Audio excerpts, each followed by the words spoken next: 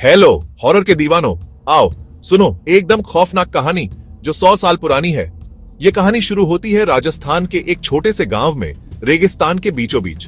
गांव वाले सीधी सादी जिंदगी जीते थे, लेकिन पास ही में एक पुराना खंडहर किला था जिसे सब भूतिया किला कहते थे। गांव के बुजुर्ग हमेशा नए लोगों को चेतावनी देते थे, सूरज ढलने के बाद किले के पास मत जाना, वहां एक जिन्न कैद है और जो भी उसे परेशान करेगा उसका बुरा हाल होगा। जैसा कि तुम सोच सकते हो, ऐसी चेतावनियां बस लोगों की उत्सुकता बढ़ाती है। एक जवान लड़का रवि सच्चाई जानने की ठान लेता है। क्या यह बस एक अंधविश्वास था या कुछ और भी भयानक था?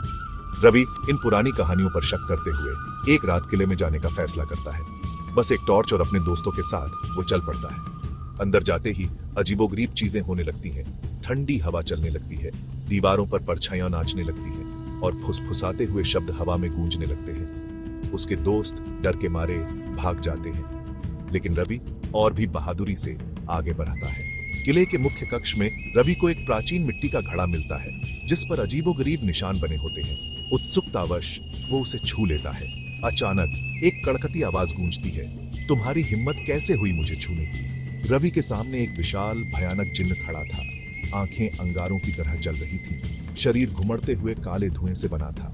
जिन्न गर्जा, मैं 100 साल से इस घड़े में कैद हूं। अब जब तुमने मुझे आजाद किया है तो मैं तुम्हारी जान ले लूंगा। लेकिन रवि तेज दिमाग वाला था। उसने झुककर कहा, मुझे नहीं लगता कि तुम सच में ताकतवर हो। अगर हो तो मुझे दिखाओ कि तुम वापस इस घड़े में समा सकते हो। जिन्न घमंडी और आत्मविश्वासी हंसा, ये तो आसान है, उसने कहा और घड़े में वापस गायब हो गए। बिना समय गंवाए रवि ने ढक्कन बंद कर दिया और उसे रस्सी से कसकर बांध दिया।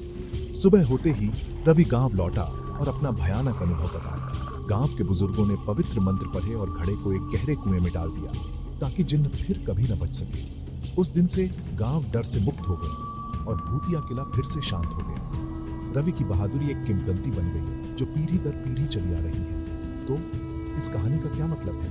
अंधविश्वासों और रहस्यों पर सवाल उठाना अच्छा है, लेकिन हमेशा सतर्क रहना। अगर आपको ये कहानी पसंद आई और ऐसी ही और रूह कंपाने वाली कहानियां सुनना चाहते हैं तो लाइक बटन दबाएं और सब्सक्राइब करें।